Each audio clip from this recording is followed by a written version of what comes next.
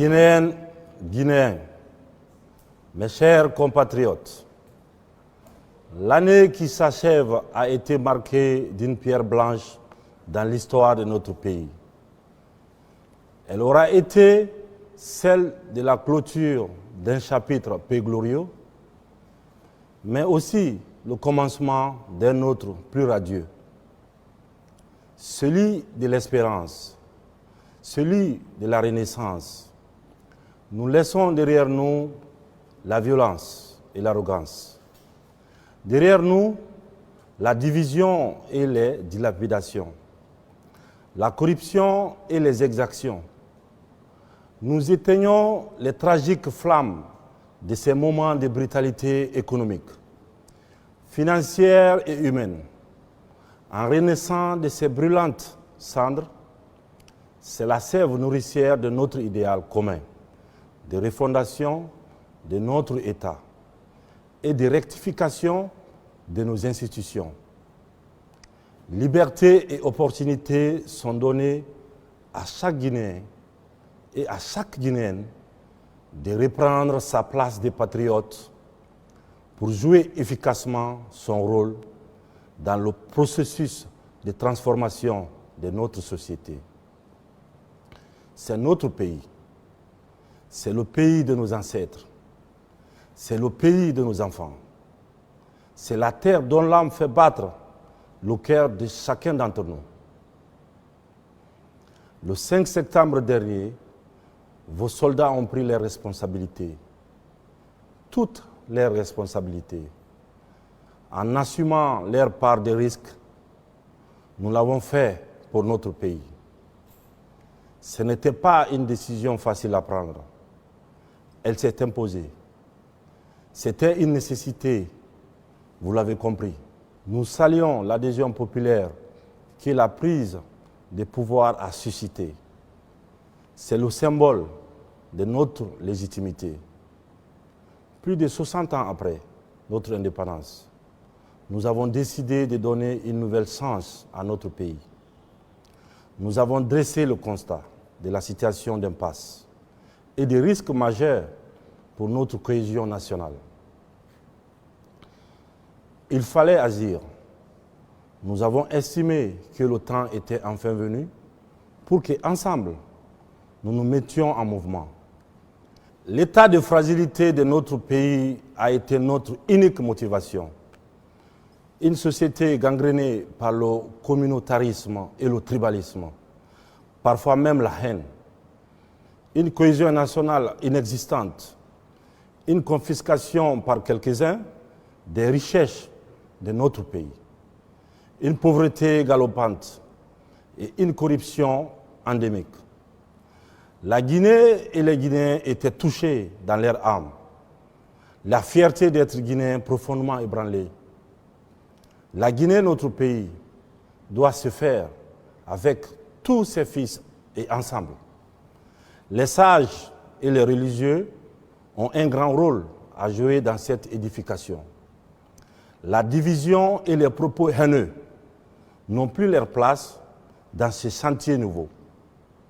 Les prises de position religieuses, ethniques, régionalistes n'arrangent que ceux qui nourrissent des ambitions individuelles. J'en appelle au sens des responsabilités de tous les acteurs, notamment les sages et les religieux, pour œuvrer à la paix, à la réconciliation et au pardon durant cette période de transition. Mes chers compatriotes, la situation ne pouvait plus durer. Vous avez approuvé notre démarche. Vous continuez de l'approuver. Ce combat, vous vous êtes approprié. Ce combat, il n'est pas seulement le mien, il est le vôtre, il est le nôtre. Ensemble, nous le mènerons. À chacun de prendre ses responsabilités, toutes ses responsabilités. De multiples défis sont en effet devant nous. Des défis sécuritaires, dans un environnement sous-régional particulièrement menaçant.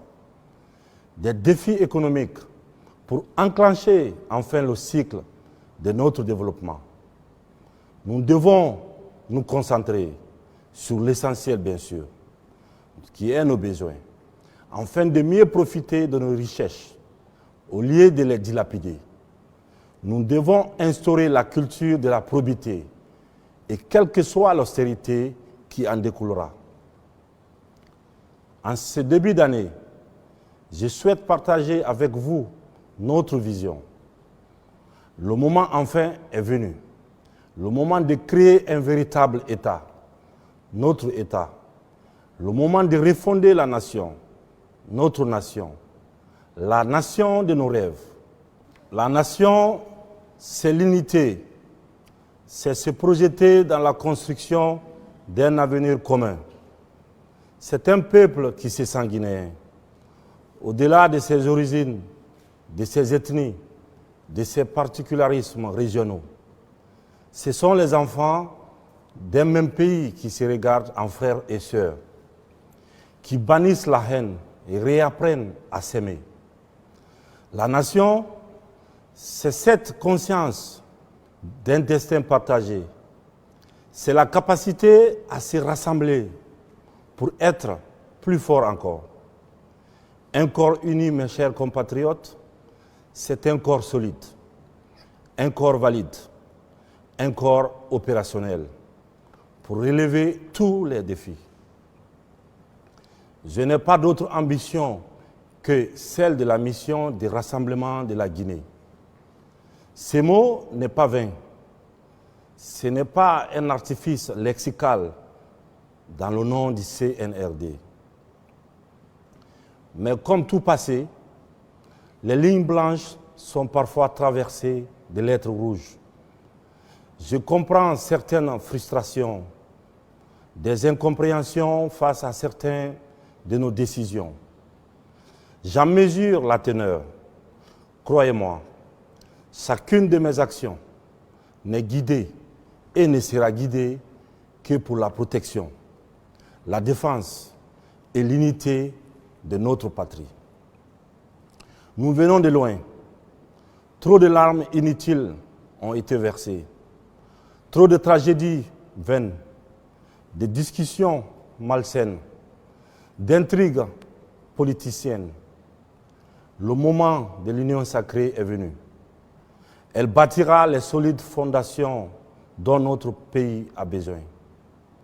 Pour parvenir à des résultats probants, la nécessité pour nous de prendre des décisions fortes et courageuses s'impose, dans l'intérêt des Guinéennes et des Guinéens. Mes chers compatriotes, l'édification de notre pays impose deux choses, la réconciliation et la confiance en nos institutions. Nous fonderons une nation, mais nous créerons aussi un État. L'État qui s'impose comme le socle de la nation guinéenne. Un État inclusif et impartial, au service de tous, où nos fils et nos petits-fils vivront en harmonie. Nous bâtirons un État de droit, respectueux des règles et des procédures, avec une séparation des pouvoirs et une justice véritablement indépendante. Un État au service dont la probité et l'exemplarité seront sans faille. Chacun sera désormais responsable de ses actes. Il lui sera demandé de rendre des comptes. Nous bâtirons aussi un État plus proche des citoyens, humaniser ses pratiques et rendre ses services plus accessibles aux citoyens grâce à une politique résolue de digitalisation. Chacun, quel que soit l'endroit où il vit, doit pouvoir avoir accès aux services de l'État. Guinéennes et Guinéens, notre Guinée est fragile. Elle est du fait de dysfonctionnements qui sont très nombreux et qui fissurent notre unité. Ils décrédibilisent nos institutions. Ils sont à l'origine des crises cycliques qui déstabilisent les fondements de notre État. Il enfante violence et souffrance, répression et désolation. La justice sera pour tous, y compris les gouvernants. Nous allons régler ces dysfonctionnements. Nous n'allons pas décréter le changement, mais nous le construirons ensemble, brique par brique. Pour cela, il faut un peu de temps. C'est donner le temps de poser un diagnostic juste. C'est donner le temps d'identifier les vrais problèmes. C'est donner le temps de prescrire les bons remèdes. Ce sera le rôle du CNT, qui sera constitué très bientôt. L'abondance de candidatures a retardé la mise en route que j'aurais souhaité plus rapide. Le CNT nous proposera un chronogramme consensuel. Chaque force politique et sociale de notre pays s'y reconnaîtra. Il nous proposera une nouvelle constitution. Cette nouvelle constitution consensuelle sera adoptée par référendum. À la suite de ce processus, nous organiserons des élections. Élections communales d'abord, législatives ensuite et enfin le scrutin présidentiel. Avant, bien sûr, le cadre devra garantir la fiabilité des scrutins et la crédibilité des résultats. Je pense ici notamment à la liste électorale, à l'établissement des bureaux de vote en zone rurale. Ce n'est pas simplement une question de logistique, c'est une question d'équité et d'égalité des droits entre tous les Guinéens. Faites-moi confiance, je suis là pour servir, pour vous servir bien sûr. Et le moment venu, le pouvoir, je vous le remettrai. À vous, peuple de Guinée. En attendant, la Guinée ne déraillera pas, parce que je ne faillirai pas. Elle ne vacillera pas non plus, parce que je ne tremblerai pas. Ma détermination pour ce pays est sans limite. Je vous garantis que le temps des errements est terminé. Le temps des saignées de toutes sortes est révolu.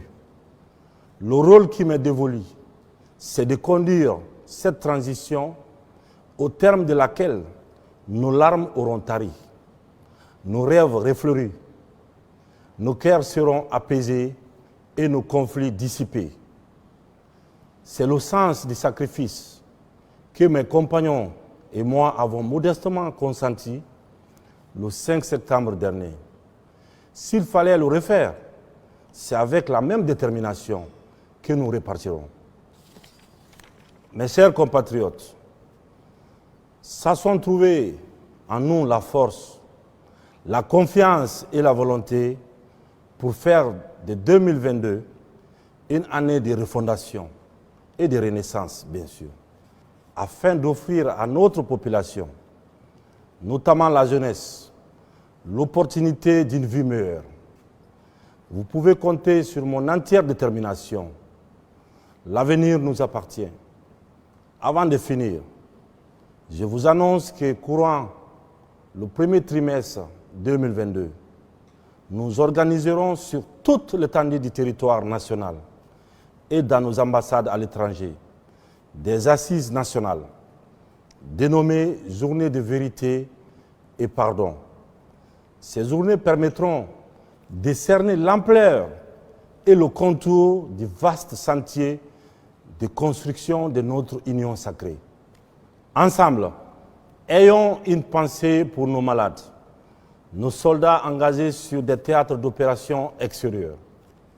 Soutenons notre CELI national et nos concitoyens de la diaspora.